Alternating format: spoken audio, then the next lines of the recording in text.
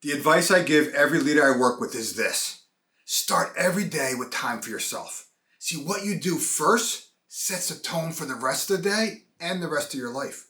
I call this my morning leadership ritual, and I believe every leader needs to have one.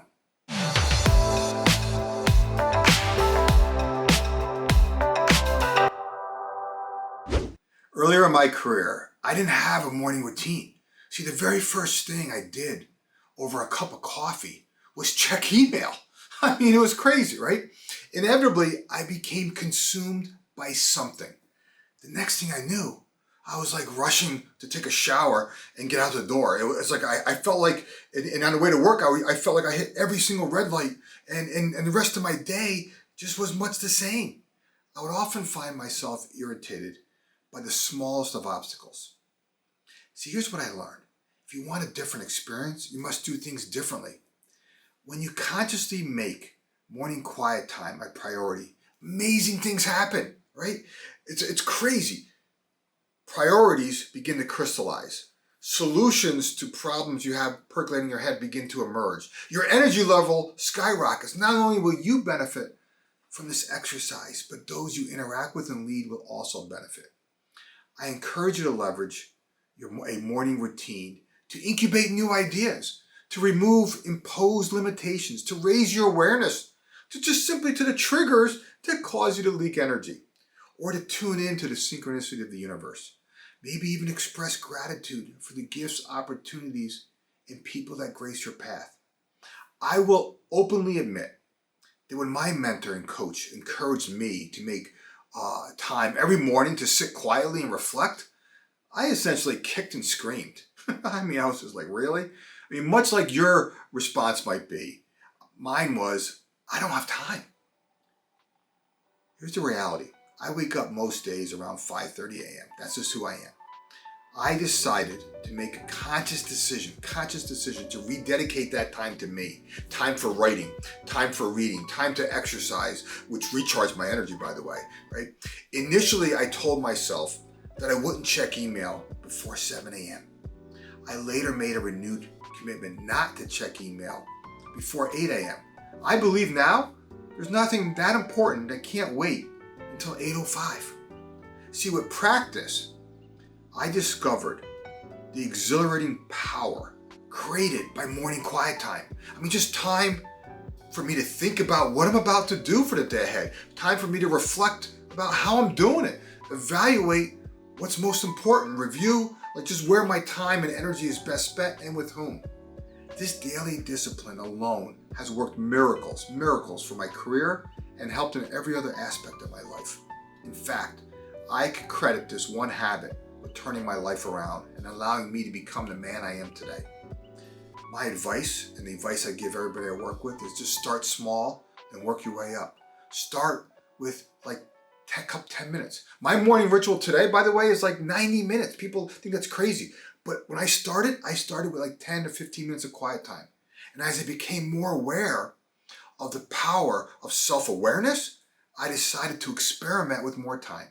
And I still remember the day that I pushed myself to 30 minutes. It was like a major breakthrough. It was like crazy cool. I discovered that I could center myself spiritually in about a half an hour. And after that ritual, I had that ritual established, I then added like 45 to 60 minutes of exercise. I believe that if you want to lead others and yourself in the best way possible, you need to make quiet time a priority. Time to clear your mind, time to refocus on what is truly important, refuel your energy, reconnect spiritually, strengthen your inner leader so you can perform at extraordinary levels during the day. See, rituals and routines are powerful, regardless of when you wake up. I encourage you to examine just simply how you begin your day.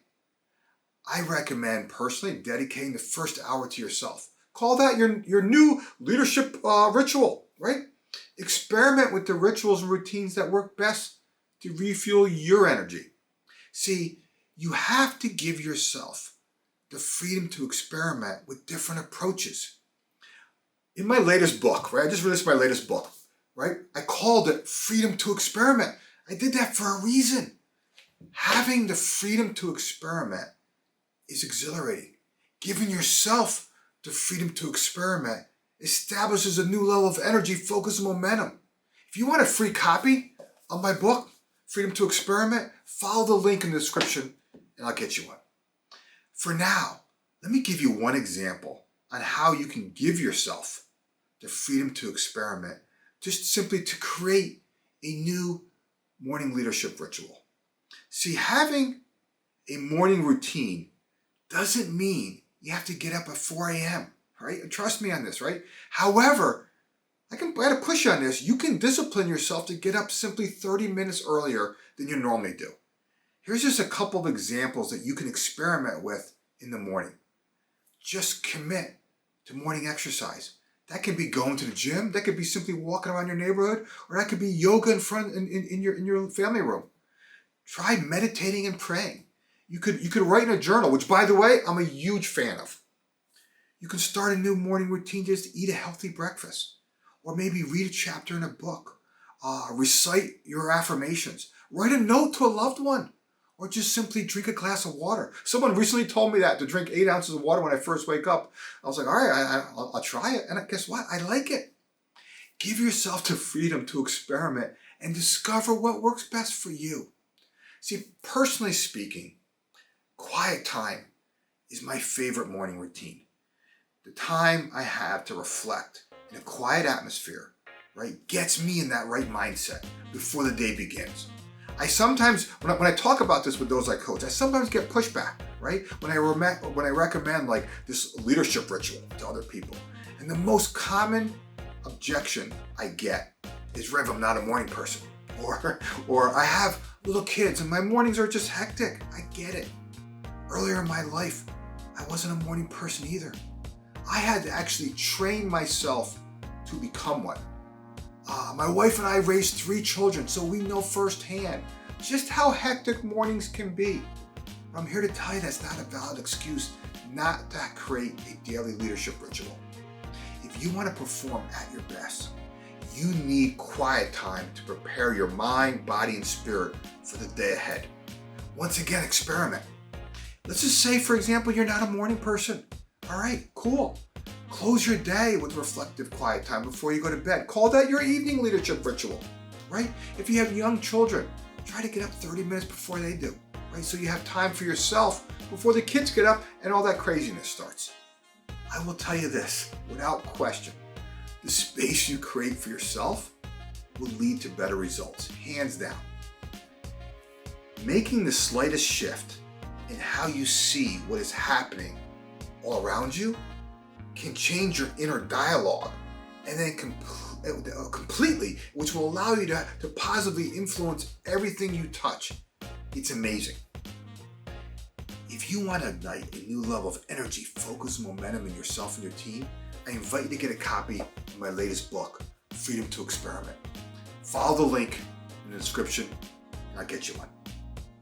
Okay, if you like this video, do me a favor, give it a thumbs up, comment below, and of course subscribe, because each week I'm sharing content to help you and your team embrace change, focus your efforts, and accelerate results.